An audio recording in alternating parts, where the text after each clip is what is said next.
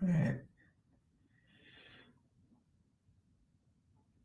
All right, welcome to the May 2025 Tableau Public TUG, everyone. This is our first Eurocentric TUG, and we're glad you're here. Let's get the chat started. What time is it where you're at? It's 8 a.m. here in Nashville. Bit early, but glad to be here. Let me share my screen.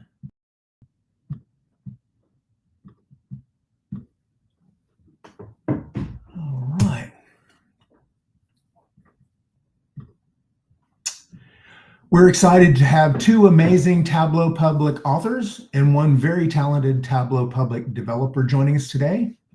This is our first TUG since TC25. With us today are Marc Reid, a Tableau Visionary. He'll be presenting his beautiful South Korea demographics. What did you get out of TC this year, Marc? Hi, Eric. Yes, I wasn't at TC in person, but I saw some of the devs on stage content and excited for the new analytics pane extensions that are coming in, which are really interesting. And there's also some viewport parameters, which look really cool, like to sync up maps as you move around. So they were the two highlight features for me. Nice. Rob is with us. He's a first-time Tableau Public Ambassador, and he'll be presenting his fun and original Viz paper airplanes. Rob, what did you learn from Tableau conference this year? I think one of my favorite sessions that I've watched so far it's got to be the Flage Twins one. They always do such fun and interesting things and find unique stuff to do in Tableau. So it's always great to learn different things you can do. Yeah, I love the speed tipping. I always learn something that I didn't know you could do in Tableau. And Steve Cochrane, a Tableau Public Software Engineer, is in our community spotlight today. He'll be telling us about new Tableau Public features. And someday, we hope that we'll see him on Devs on Stage. Are you looking forward to that, Steve? Yeah, definitely. Hopefully sometime in the near future. And I've heard from my coworkers who attended this year, they got a lot of great feedback from the community. So yeah, right. Thank you. Let us know if there's anything we can do to help make that happen. We appreciate you being here today. Thank you. It's great to be here. Today, our hosts are Ant Pulley, Agata Ketterick, and myself, Eric Howard. We're all members of the Tableau Ambassador Class of 2024. Agata is joining us from Portland, Maine. Agata first discovered Tableau in 2016. She has many Viz the Days on Tableau Public. Besides being a Tableau Public Ambassador and host of our Tableau Public TUG, she co-leads the Northern New England TUG. In her day job as a data visualization analyst at Gannett, Agata loves helping business users find insights in their data in visually appealing ways. What was your favorite part from being at TC, Agata? Well, there's lots of great sessions, as we all know, but it's just great to connect with lots of different people. So I work remotely, so just even seeing my team in person was really great, but also just the energy and kind of getting more energized by seeing everyone is always my favorite part.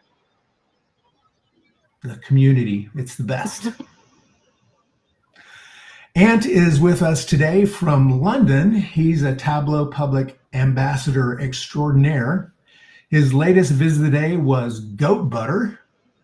Not sure why you did that, Ant, but you can tell us about that. My pictures are a little dated. He won another I Didn't Know You Could Do That in Tableau Vizzy award at conference this year, and he shared it with Sean Adamo. I hope I said that right. Didn't you get a recent promotion at work too? Yes, that was about 6 months ago now, so recent-ish, yes. Firing on all cylinders there, buddy. So, well, thanks for being with us today.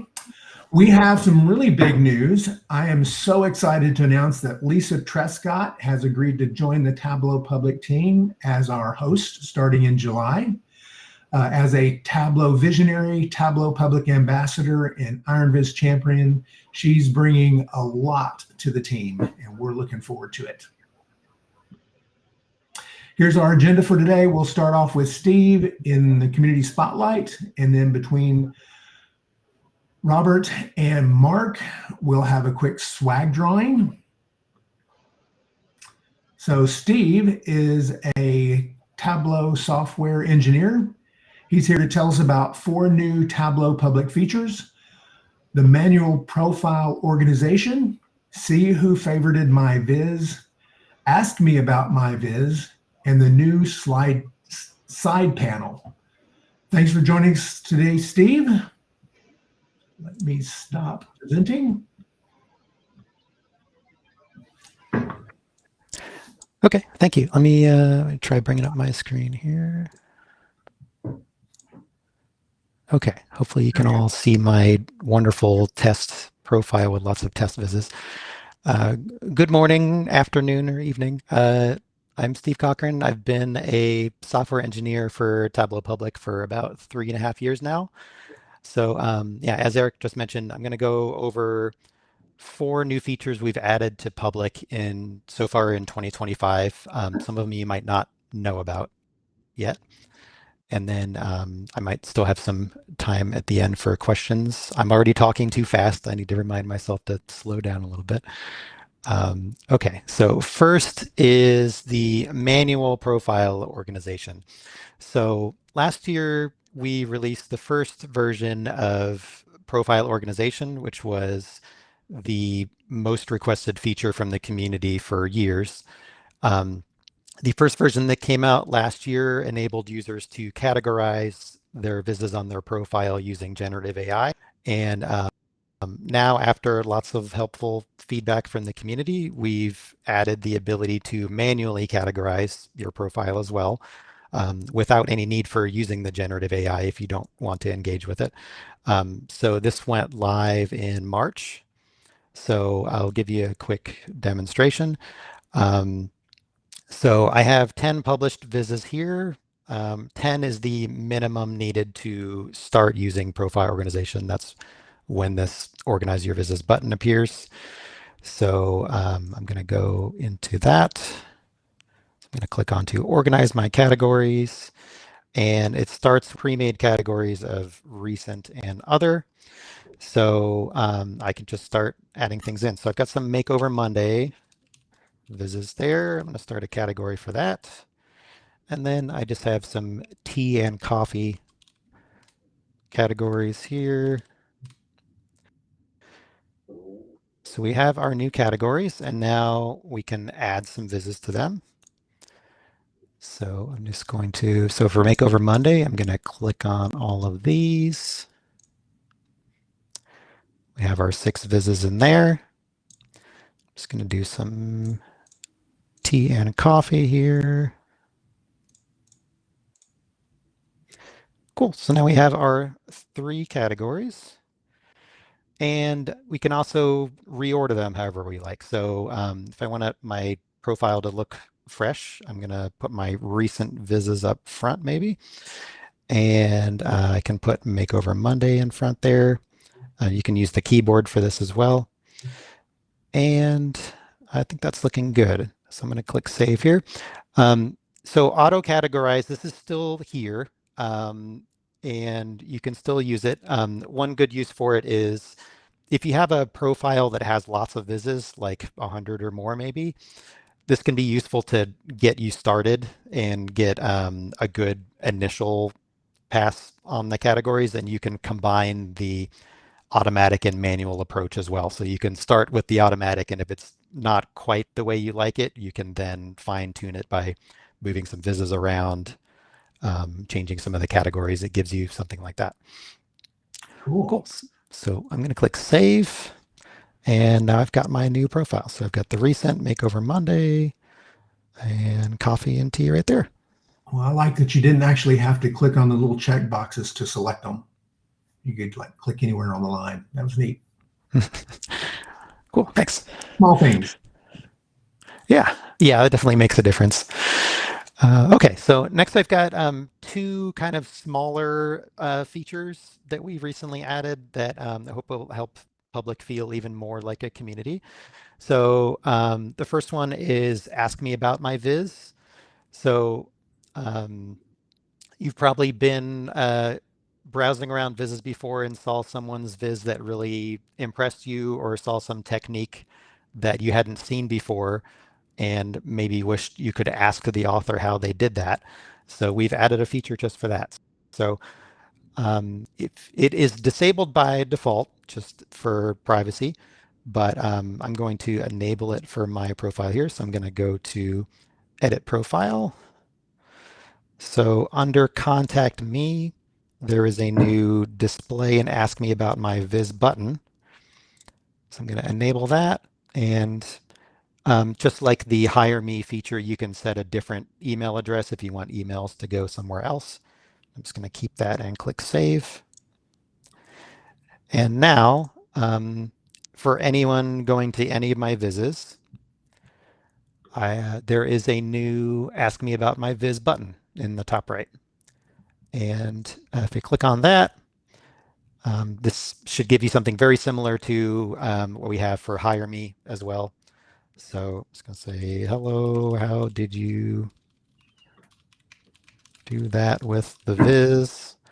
You can do very detailed messages on this as well. Eric asked me the other day, and I found this has a 10,000 character limit, so you can write some pretty long messages in here if you want to. It's not that limited. Nice. And oh, okay. Of course, it's making me do that during a presentation. Oh, come on. Yes. Okay. You're a robot. Yes. I am a robot. Okay, trust me, when you clear that, it will give you the nice confirmation. And then, yeah. Cool. So that's Ask Me About My Viz. See Who Favorited My Viz. That's another one. So I'm going to go to my profile here. This is something that everyone has disabled. So for a long time, you've been able to see who is following your profile and find people with related interests that way. But until recently, for people who have favorited your Vizes, you've always just had a number there. So what we've done now is to add, so if you go to the More Actions button, there is a new See Who Favorited My Viz option. And this will give you a new modal dialog that will list all of the different profiles or the different users who have favorited this Viz. And you can click to view any of their profiles, or you can easily follow and unfollow just from this modal dialog here. So hopefully another way to make connections on Public. And the last one, so I'm going to talk about the new side panel. So this is not actually fully enabled for all of our users yet. It's still pretty new. And actually, my browser does not currently have it enabled. So I'm going to put in a little cheat code here to actually enable that. So if you have seen this before, and it will be enabled for everyone pretty soon. I didn't realize I was special. Yeah. So yeah, there is this new sidebar here. And if you are on a Viz page, this will give you a list of recommended Vizes that are similar to the current Viz. So you can explore that way. We have had that briefly before beneath the Viz. Now it's in a more easy to reach location. And if you're on any other page in the site, it will give you the trending Vizes list, which was still is on our homepage if you don't yet have the side panel that was on the homepage before. And now it is over here. So yeah, we are definitely interested in hearing feedback on the new side panel and like what sort of content you might want to see in there. We did, looks like I just lost my feature flag there. we did recently respond to some feedback we got initially about closing it and keeping it closed. So we now have a clear close button here. And we were storing the closed state differently depending on which view you are, but now it's more global. So it shouldn't pop up anymore if you've closed it. I love that you can close it because sometimes it can be a bit wide on like my laptop and all. Mm-hmm. I found it really helpful the other day. We were trying a themed tug for the future, and I was looking for vizes about a specific thing, and it kept putting up, related vizes over there. And it's like, oh yeah, that's good. And it really helped search for, things on that theme. So been very helpful. Great. Okay, that was all I had to share. Yeah, if you have any questions or feedback for me or the team, please, you can feel free to ping me on the Tableau community Slack as well. I can either try to answer or pass it along to our product managers. So yeah, it's been, thank you very much for your time. And yeah, it's been great to be here. Thank you. All right, well, thanks. And we look forward to see you on Devs on Stage, Steve. There are no questions in the Slack, so we will move on to our next topic. So up next is Robert Anagata, and he will be presenting his paper airplanes viz. So take it away, Rob. Cool. I think it's me rather than Agata. Oh, I'm sorry. No, that's fine. Just so you're not surprised by me speaking. So yeah, I'll do a very brief intro to Rob. I've known a little while now, and lucky enough, we've bumped into each other at quite a few Tableau events recently. So Rob works for JLL as a specialist BI analyst, and it says here you're still on the Rolls-Royce account, which sounds pretty swish. So that's good. And you just finished your first year after 16 years in rail, in a rail company. So you're quite a long time Tableau user, 10 years or so, but actually only about 3 years. I say only, still a long time, but 3 years in the actual Tableau community. And as we said earlier, first year as Tableau Public Ambassador. And by the sounds of it, you're embracing it all so far. 4 visitor days. And what I love about Rob's profile is it's very much after my own heart. It's having fun, it's learning new things, it's seeing what you can do in Tableau. So it's always really exciting to see what Rob comes up with next in his visuals. So I shall pass you over to take us through some paper planes. Thanks, Ant. Yeah, and it's like you say, we do a lot of business dashboards at work, which are set and structured that we have to do. So my Tableau Public definitely a lot of fun. I just want to go and do things that you wouldn't normally get to do. And that's kind of what a lot of it's based on. And you're a big inspiration to that, to be honest. I've seen all the stuff you do. So yeah, it's thanks for the introduction. So yeah, as Ant said, I'm just going to give you a run through of my paper airplanes viz, which got viz of the day on 24th of Feb this year. I think it's probably one of the funnest projects I've done in a long time, partly because I ended up doing it with my son. He often sees me building vizes for work and things like that, and he's always really interested. So involved with it just sort of made it quite special for me and really interesting. The team asked for a fun fact before we started. So I'm a huge data geek, love Tableau, love Alteryx, love all data prep and things like that. But I'm also a huge Captain America geek. I collect Captain America bobbleheads, and much to my son's annoyance, they all stay in their boxes on a shelf. So he's desperate to get his hands on them and play with them, but I don't let him play with them. But yeah, so yeah, I'm just through and through the real core, which I love. It's great doing this kind of stuff. So my paper planes viz, what was the inspiration behind it? For Christmas, my boss got me a paper plane a day, fold a day calendar. So every day is a different plane, which you take out the sheet and you fold it. And as you can see, you get a little instruction sheet. You're using a previous paper and it teaches you how to fold the plane and make all sorts of different ones. And I love flying things. I love like little puzzles and things like this. So it was, I thought this is great fun. And I was talking to my son about it and we wanted to do it together. So we were folding them together. And then when the new year started and we started, I was telling my boss that we were doing it together, and she sent me this message. She said, will there be a spreadsheet and a viz to go with your planes?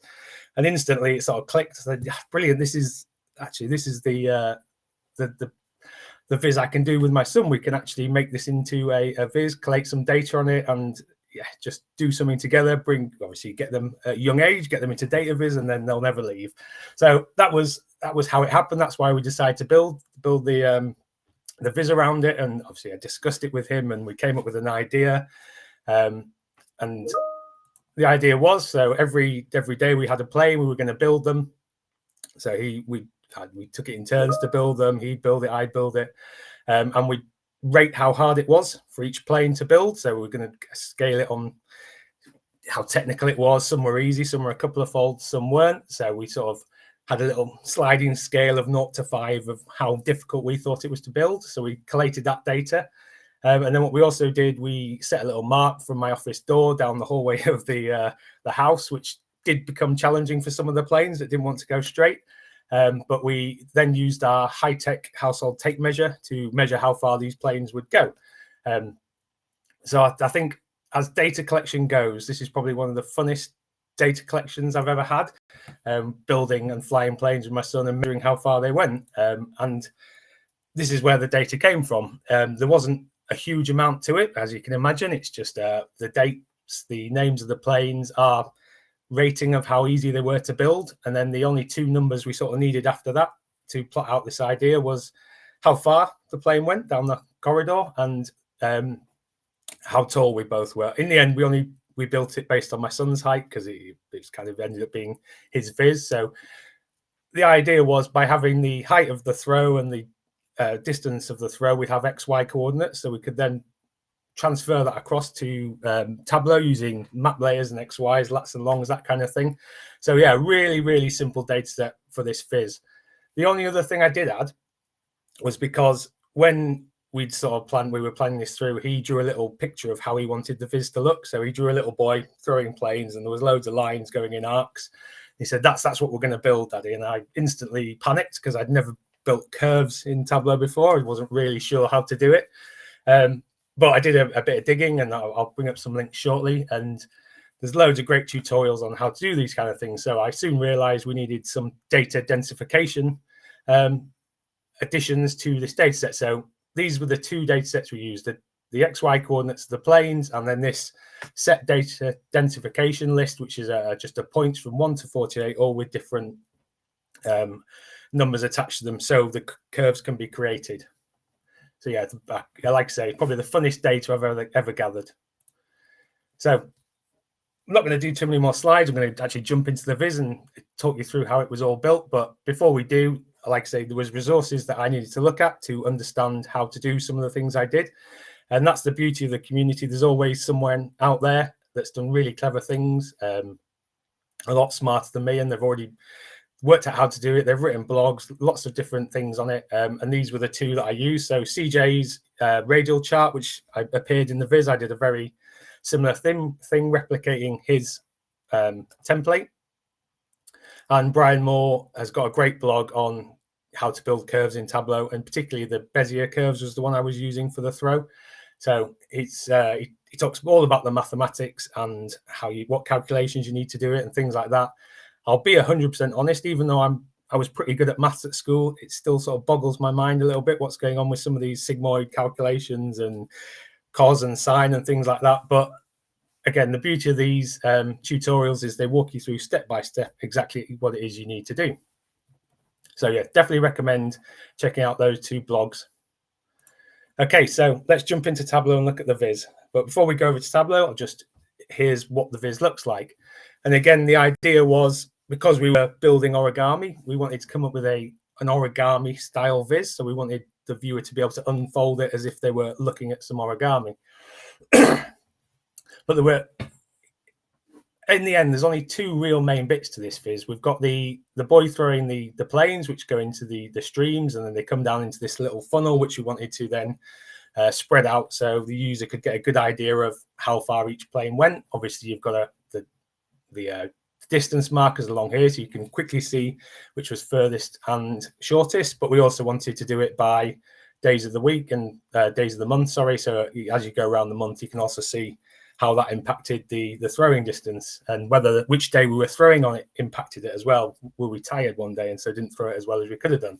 But yeah, so there's two main parts. There's the main boy throwing the planes, and then there's the radial part up here. The only other things on it are a couple of bar charts and a couple of text things to add a bit more context to it. So we'll jump over to Tableau and I'll walk you through some of the main bits that I used to build it. Okay, so what we had two main sheets, like I said, and within the main throwing sheet, there are 8 map layers, which I built out to create all the different parts of that radials and the chord chart and the aeroplanes and things like that. So for each one, I basically have just used map layers to plot those X and Y coordinates. The only thing I did before I started generating all of it is that I had to normalize the data slightly, so that if anything went beyond the parameters of longitudes and latitudes, they disappear off map layers. So you have to sort of bring it back into scope of what you can do. So using normalization just allows you to put anything you want on the view. So let's start at the beginning. What was the first thing I needed? I needed a distance guide. I wanted something along the floor line that would show the viewer how far the planes were going. Turn that one back on. As you can see, it's just a simple straight line which starts at the smallest point of the shortest throw, and it goes to the furthest point of the furthest throw. And to do this, all I did is I set up a map layer using MakePoint. And within this, it's just looking at the distance that my son threw it. It's dividing that by the maximum distance to give that normalization. And then for the Y coordinate, I've just set a set number of minus 0.05 because I wanted it to be just below the bottom of where all the planes would be landing. So we're imagining 0 is the floor, X is how high it is and where it starts and stops. And for this one, I want it just below so that the planes look like they're landing on the floor and hitting the guide. So a straightforward XY plot to put that on. And when you plot it on, it just puts this line out. Puts all the different dots on there for the different planes, but I've removed those shapes so it just looks like a measurement line. So the next thing we then wanted to work out how to do is how to get those planes look like they were being thrown by the boy on the screen. So if we open that one, this is where this Bezier curve comes in from Brian Moore.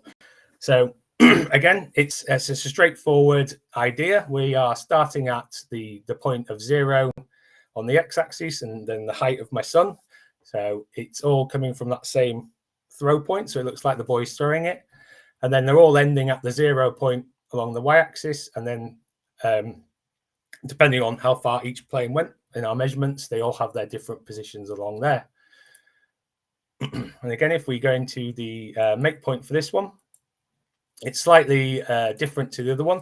But what we're doing is we're working out the x, the maximum X and the maximum Y against each other.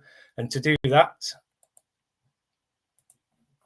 we've used Brian's Bezier curve calculation. And again, going back to what I was saying earlier, I don't 100% understand why everything's doing what it is in this calculation. But the beauty is you don't need to understand it. You just need to make sure you're plugging in your right bits to the different data sources and getting the right things. But essentially what it's doing is taking from your first point to your end point. It's using all those densifications to arc round the point, so it goes in a smooth curve rather than just a straight line point to point. And it uses the densification numbers against the points and the midpoint to, you can tell it how far you want the midpoint to be to change how extreme the curve is. So yeah, another map layer to add on the curves. The next step we wanted it to look like the planes were landing on the floor.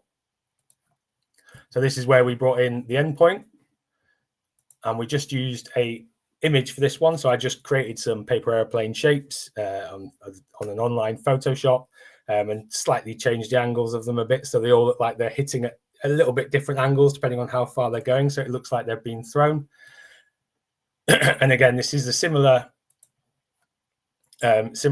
story. We're using MakePoint again. We're using the maximum distance for each one against the normalization, and then the y end point is just our set 0 point. So yeah, I've just I hard coded it in a different calculation just so I didn't have to keep typing it out. So yeah, and if I changed it when I added all my layers and things were skew, if it just meant I changed it in one place. But yeah, in essence, it's just finding the distance, finding the 0 point and adding an image.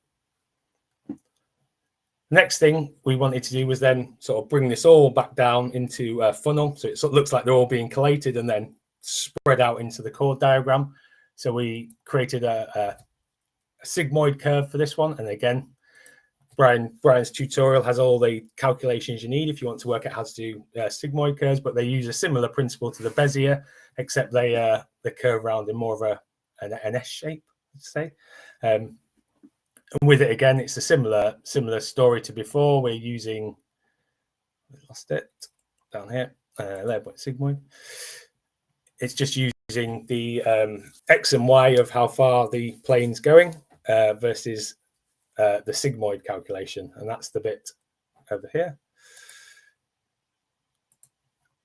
which yes, more mathematics, which I'm sure Brian's tutorial will explain better than I'll try and butcher it, so I won't go into the details of that.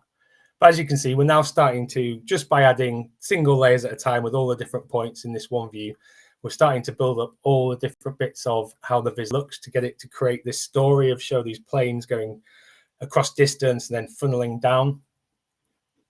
So the final few steps of it were then to create a chord chart. Like I said, we wanted to spread it out, make it look like it was a month in a circle, so we could see as the month progressed, did the distances change over time. And I wanted it to stand out a bit better, so we went for having a background. So they were all equidistant backgrounds. That's what the background layer is. And that was just a chord diagram spread out that for every day of week, they've all got the same distance. And the reason we did this, we wanted to show when we add on the next layer of how far each one went compared to the rest. So you can get that insight into, is it as far as the one next to it, or the previous day, is it the furthest, that kind of thing. So the background is just a set calculation that brings them all together in the same distance. And then the power comes when we add the next one. It adds on top the distance for each of those planes. So this one's using the chord diagram. There we go. And again, this is using the Bezier curve functionality, again, to create that curve. And the only reason I've added slight offsets here is because I wanted it to, I had to line up the funnel with the middle point so it all looked like it was coming into, let me close this for, so it all looked like it was coming from this point. If I hadn't have had the offsets, it was just slightly to the right because of the way the calculations were working out. So yeah, the beauty with map layers, you can tweak them and add little fixes in to move things around however you need to. The clever bit of this calculation to make it look like it's going a different distance along, what I did is I used a ranking system within it. So within here, it looks at the points to use, and the points to use filter basically, which one, where's that one? I should have been zooming in on some of these calcs. I've just realized, I apologize. So what it's doing here, it's looking at how far the flight went versus the maximum distance it could have gone, each plane. And then it times it by how many points there are within our densification. So we had 48 points, and it's basically finding what percentage of those points it's used to work out how far along that curve it needs to go. So if the maximum distance was 100, it only went 50 centimeters, it would only find 50% of the points to use in that filter. So it's using a filter system based on each plane to then go, I only want to use 50% of the points along here to color. So the rest are all showing, but they're nulls, so they're hidden afterwards. And it makes it look like it's filling up that chord diagram coming out. And the final couple of bits, I wanted to add a little marker at the end of the fern, so it looks like you've got somewhere to hover over. And the reason we did this, we wanted the ability for the user to look at each plane, see what it looked like. We'd taken pictures every day so you can see what we'd built, what kind of plane flew well, didn't flew well.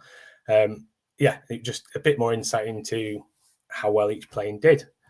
And then finally, I didn't like the way I got the lines to join together. I couldn't quite get blended. I could have created a whole curve that went all the way around, but at the point it was beyond my skill set, so I cheated and just put a little dot over the top so it looked like it was all coming to one point. Some of the best things you can do in Tableau are hacks which get you around difficult situations, but in this case it worked for me. So so then if we jump back to the Viz, I'll just have to hide the axes. That's what it then looked like. So everything in here apart from this title here and the background is all built in Tableau. It's lots of different floating images and numbers and things like that.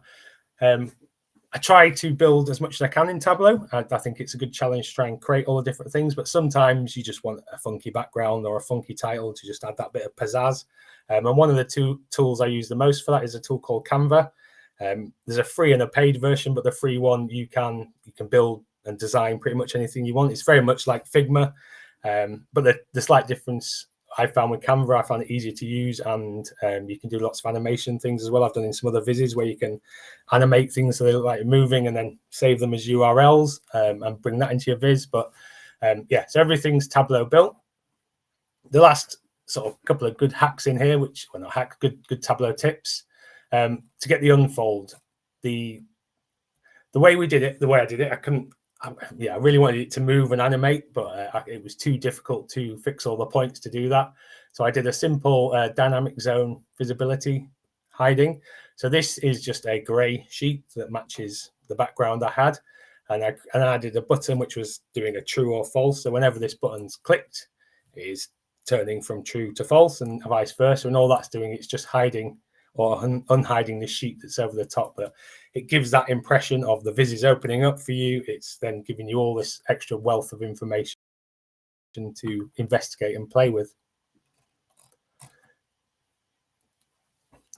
I'll touch on it briefly, but I won't go into too much detail. The radial that I copied from CJ's template, this again is using 6 map layers. There's lots of, it's simple to add the layers together, but there's a lot of calculations going on in the background to create these circles and having it the right widths and things. But in essence, you've got something creating the green cone, you've got something for the outline, something for each of the rings, and then something for the circle. But I definitely recommend looking at his tutorial for that because it's a fantastic looking chord chart and you can tweak it and change it. I added a few extra details to it, but in essence, it's a great template to copy and it's a good looking chord chart. Okay, any questions? I've been rambling on a bit. Are you good so far? We've got there's a comment about you should have got a Vizzy award. I think that's true. No, there was a question around have you got any resources for how to use map players, or what have you used in the past? Yes. So it's one of those things that I've been putting off for ages. It kind of scared me. I didn't really understand what was going on. And I came across Sam Parsons' blog. He's done a 3-part map layers blog. I can dig out a link and we can share it. But in the first one, he explains what map layers are and the history behind them and why they were invented. They weren't invented for this kind of thing, but the community, as they always do, they hack the Tableau things and make them better and how we want to use them. But so his first blog explains the ins and outs of map layers, and it also walks you through a basic tutorial of creating a bar chart with map layers, which explains why you need densification, why you need normalization, things like that. And then the second 2, he takes it more advanced each time. But yeah, definitely give those a read. After I'd gone through those, it sort of opened my eyes to what you can do with map layers and Tableau, and everything I build seems to be with map layers now. Don't know if that's a good or a bad thing, but I just the possibilities with them just seem to be endless. You can create anything pretty much. I'll just jump back to my presentation quickly. So yeah, or just as I said, just is a bit of details, but yeah, Canva is great for creating backgrounds and imagery and things like that. And another resource which I use all the time is Coolers. Within there, it's got contrast checkers and palette generators. The contrast checker particularly is great if you are putting different colors on top of each other. You can set your background color, and then you can choose the color you're going to use for your font, and you can move it around, and it will tell you at what point it's good or bad to use against that color. So I use that all the time when I'm trying to. It's one of my pitfalls, colors. I always struggle to get the right balance between things standing out or being the colors I actually want to use. Nice. I agree on the color front. I struggle with the same problem. So coolers is I think I've used that a number of times. I also love your cheat comment and how you can, and again, something I do all the time, but it's like usually if something looks super perfect on Tableau, someone's probably cheated somewhere to cover something or put a blocker so you can't see the little map icon or whatever it might be. Oh yeah, so little blanks everywhere. That you, no, Very cool. They're really cool, really cool. Just check. I've never heard of that coolers resource before, so I'm gonna definitely have to check that out. Yeah, it's really, really good and powerful as well. It can even pick out palettes for you as well. You can put an image of something you want to, if you like the colors of it, and it'll give you a palette from it, which is great.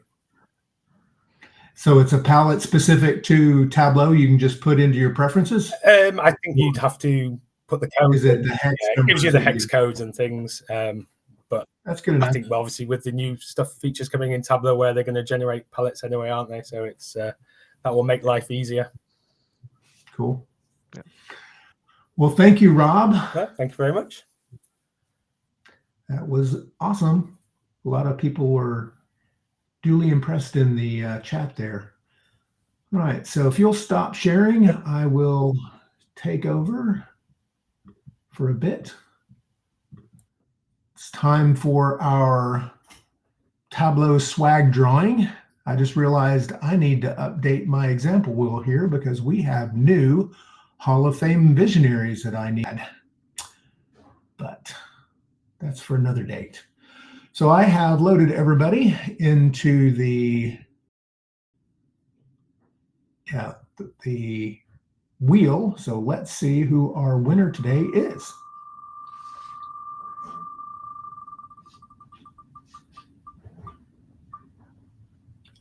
Christy or Kurt? It's Kurt. All right, Kurt Westra. Let me send this. If you will email tablowpublictug.com, we will follow up with you and help you get your swag ordered on the Tableau online store. So thank you. And next up is Mark and Agata. So I will let them take over. All right, awesome. So it is my pleasure to introduce our next speaker, Marc Reid. So Marc is a data analyst and data visualization designer based in London. He's been using Tableau since 2017 and holds both desktop and server certifications. Marc is known for pushing the boundaries of what Tableau can do. He's an active contributor to the beta program and often shares his insights to help shape the future of the product. He's also passionate about sharing his knowledge, regularly posting tips, tutorials, and how-to guides on his blog at dataviz.blog and on his YouTube channel. I've definitely found his blog really helpful for figuring out more than a few Tableau challenges, so I highly recommend checking it out. And Marc is also a Tableau Visionary Hall of Famer and a longtime leader in the Tableau community. So today we're in for a treat as Marc takes us through one of his Tableau Public visualizations, the population density and demographics of South Korea. Let's take it away, Marc. Great, thanks, Agata. I will just share my screen. Okay, hi everyone. Thanks for joining, and looking forward to walking through this visualization which I created last year. So I'm just going to kick off with some inspirations Eric and the team were asking about inspiration for visualizations. So one of the things that I'm quite passionate about is travel, and obviously visualization itself. So the two of those together have been the inspiration for a few of my vizes that I've created. I'll just share a few of those for background. So this one was looking at travel routes or some travels that I did a number of years ago with a map of the route and the circle showing the amount of time spent in each place. And then there was some pop-ups for some other metrics. This one was looking at Indonesia and the coral reefs there. So Indonesia is an amazing place. It's made up of over 17,000 islands, and they have a large amount of coral reef, some of it which is under threat. And you can see the protected areas and coral bleaching. So a few different views there. And end of last year, I went to Bhutan. So there's another travel-rated viz looking at when I searched for some information on Bhutan and different articles, it came up that they were mining Bitcoin there. So they have some excess energy which they create from hydro, so natural resources. So they use the excess energy to mine Bitcoin. They have quite a lot of Bitcoin, over $1 billion worth apparently. So that was an interesting exploration to that country. So earlier last year in May, I went to South Korea. So again, there was an opportunity to build out a viz, travel-related viz. So went online and searched for some information, and a lot of the stories that come up were all about Korea's population. It's declining fertility, actually has the lowest fertility rate in the world apparently, at 0.7 at the time. So I found a number of different stories and did a bit of research, and then started to dig into the data that was available for that, and that led on to creating this visualization. So in terms of the story design, I wanted to kick off with just a brief introduction, and I referenced one of the articles that I found, which was on the BBC. And I put this quote in the top of the viz, which was South Korea's population is on track to halve by the end of the century, which is kind of a frightening fact there. It's actually been declared a national emergency in Korea now. They're doing lots of things to try and reverse that trend. So then I present a number of charts related to the population trends, and have a couple of maps as well, just to show the context of where the population is and the population density. So this is the final viz that I came up with. So most of the data for these charts came from the World Bank, and we'll look at that in a second. And then on the left, we have the map. So you can see the high concentration of people around the Seoul area. So actually about just over 50% of the population of South Korea live in the Seoul metropolitan area. So that was what highlighted on this kind of zoomed in version. So you have kind of a context map of the whole country. You can see some of the other countries where there's population centers such as Busan and other cities, and then a large focus of population there in Seoul. Okay, so we'll look at a few things. We'll look at the World Bank data. So in case no one, if you haven't used that before, it's a really great source of data, very well structured. So if you've not used that before, we'll just walk through how you can get to that. We'll look at using Mapbox as well. So I use Mapbox in a few visualizations. I find it quite helpful to build custom maps. Again, if that's not something you've used before, it's a really great resource. And then finally, we'll look at just how you can build these population pyramids. I think we probably won't look at the other charts. They're fairly straightforward, just kind of line and bar charts, but that'll be the focus for today. Okay, so in terms of sourcing the data, so as I say, I've used mostly World Bank. There's a couple of other sources as well. So Contour is where I go for the density polygons. I'll show you that site in a second. And then COSIS was just a specific site for the Korea population density trend, which wasn't available on the World Bank, and then various user guide tools. So I'd say World Bank is a very good source. It's very clean, well structured, easy to download data. The only issue you can find with some is that for some of the countries, they may have missing data in earlier years, or for some of the indicators that they have. So just to be aware of that. Okay, so this is the site. We can actually jump over to the site. I'll show you.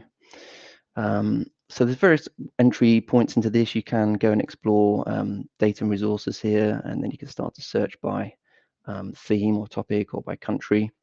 But that will take you to individual indicators. What I found the easiest thing to do is actually just search for, if you're doing a viz on a particular country, you can just search for the name of that country and select that, and it'll bring up all of the indicators for that particular country, which you can then download. So you can download into an Excel format, for example. You click the download button, and that will give you a spreadsheet, which we can have a good look at. So this is the spreadsheet that you'll get. And you can see there's a ton of indicators here. So we're going down to the bottom of this page. There's over 1,500 indicators, from all things from trade, population, all kinds of things, you know, health indicators, etc., etc. So for example, if we just search for population on here, it'll just show you all of the population indicators. So these are some of the ones that I used for the visualization. And you see there's some data missing on some of these. So you just have to scan through and use the ones that are available, obviously. So just jump back to our site here. There's also, there is an API as well. So if you want to download data for multiple countries and multiple different indicators, you can use this API as well. And I have used that a couple of times, but I'm not going to get into that today, but ChatGPT is quite good at helping with using that as well. So if you did want to do that, that's a good entry point to that. Okay, the other thing we've used is Mapbox. So again, I'll just jump out to the site here. So to get the spatial files with the population data, I use this site, which is HDX. And to find the population density, what I tend to do is just put the country name, and then I search for contour, which is a particular source there. And if you search that, and what you're looking for is population density and then hexagons. So you'll see this is the one for example, Ireland I'm looking for here. So you click that link, and it will show you, give you a quick preview. And if you scroll down, there's different versions here. This is 2022, this is 23. So you just pick the most recent one, and you can download that there. And then what you can do is bring that into Mapbox. So so this is Mapbox, mapbox.com. So you can just go there and you can set up an account for free. Once you've done that, you'll take you into your home page there. And then what you can do is create a new style. So just click on new style here. And then what I tend to do is go to the area that I'm interested in. So you can just, that's the one that I've downloaded the file for. And then you can actually upload. So it starts off with a base map. I'm just going to make this grayscale. And then what you can do is add a new custom layer. And then here is where you can upload your data that you just downloaded from the HDX site. So you click upload data, and then you drag and drop it in here. I'm not going to do that today because it can take a few minutes to process the file, but I've uploaded one previously. So here's the same file that I would have just downloaded from that other site, which is the Ireland pop hex data there, and then just click on that. And then that should pop up, which it's not for some reason. Let's see. Oh, there we go. So it's all coming up as black at the moment. So we need to change that. So what we can do is go to style across data range. And then that will allow us to pick, interesting, I might have picked the wrong file there actually.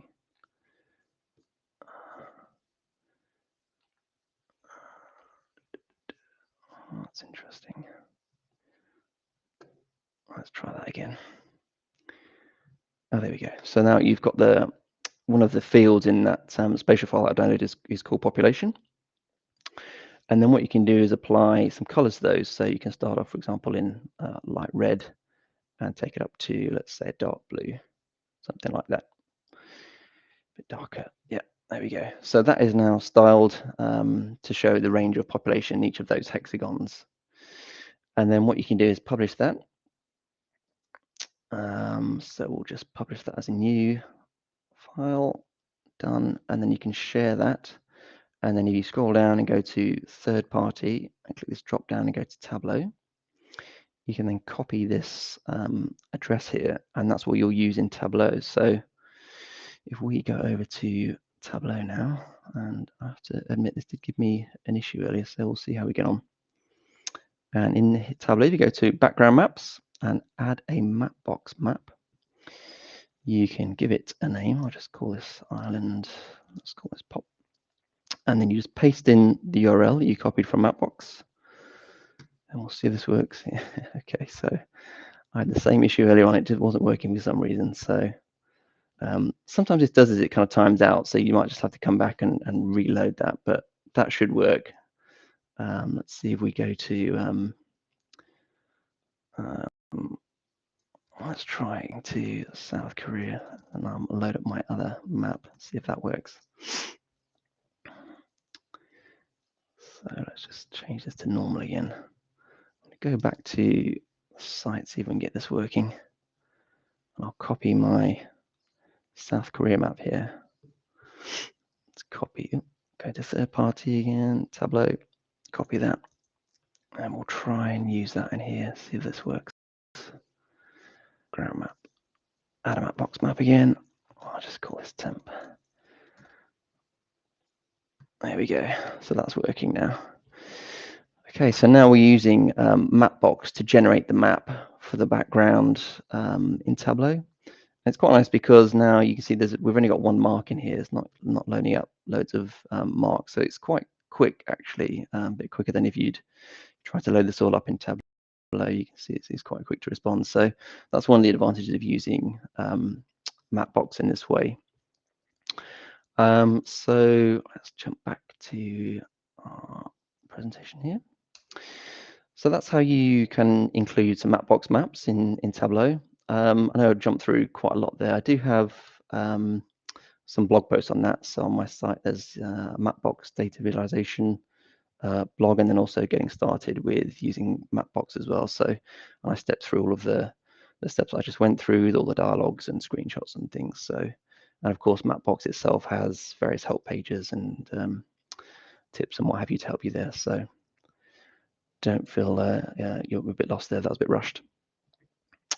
Okay, the next thing we're going to look at is creating these population pyramids. So let's bring up Tableau. Okay, so the only thing I've done here just to get started is I've just filtered the indicators because there's quite a lot of them, sort of 20 or so. And the reason that is there's one row per year per indicator, and the indicators are for each age group and 5-year bands of ages, and for male and female. So hence that's why there's so many indicators. And if I bring those onto the screen here, so in case you don't know this, if you have something on filters, if you want to copy a pill, you can click and hold down the control key, and that allows you to copy that in there, keeping the filter as well. So the first thing we want to do is pull out the ages from all of these different indicators. So I just want to get 0 to 4 or 5 to 9, etc. And to do that, we're using this calculation, which basically takes the left 21 characters from each indicator, which is from the P up to the end of the last number there. And then it takes from that, it takes the right 5 characters. So that's basically these 2 numbers, the dash and the 2 numbers. And then just because at the end here, it's a little bit different format, so I had to do something else to just replace that. So if we bring that in at the front there, you'll see that's what it does. It just pulls out all these age groupings here. The next thing we want to do is pull out the gender, and that's a little bit easier. So another calculation for that. And that is just scanning the indicator now, and it's looking for the word female, and if it's there, then it returns female, otherwise returns male. So we can bring that out as well. Okay, so then we have the age groups and the gender, so we can now remove the indicator, we don't need that. Okay, and if we bring out our values now, so these are all in percentages, so these should total 100 for each year, so that's why these numbers are quite high, because we've got every year here. So we need to filter the years now as well. So I'll bring those out. We're going to select year, and we're going to do every 10 years. So 1990, 2000, 2010, and I'll actually do the most recent data available, 23. Okay, so the numbers have gone down. We can actually now bring in the year to the top here as well. And then if we bring on, we'll just swap these around. So we've now got female, male, and for each age group. So let's just double check. If we bring out totals now, these should all equal 100, which they do. So these are the percentages for 1990 for each age group. Okay, great. So that's good. So now if we bring out the values from text onto columns, we're now starting to form this pyramid now. And instead of having the gender split here, we can bring that onto color. So we're starting to form the pyramid. It's looking a bit better, but what we want now is to have one of these values be negative and one positive. So the way we can do that is using this calculation. And this just looks for, looks at the gender and says if it's female, then make it negative. Otherwise, just leave it as a positive value. So what we can do now is replace that. So again, it's a little tip if you don't know, if you drag a value and just hover over the top, you get that black background. And when you do that, you can just drop it and it will replace the value. Okay, so we have the pyramid here. The only thing I wanted to do now, which is a bit different to in the final viz, I have fewer age groups because there's kind of just a bit too many there. So instead of having 5-year age bands, I bring that to, I think it's 10 years. So I have another calculation to do that here.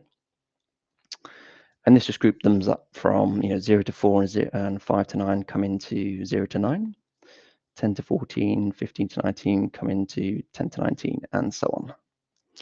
So again, we'll swap that calculation over here, drop that pill on top.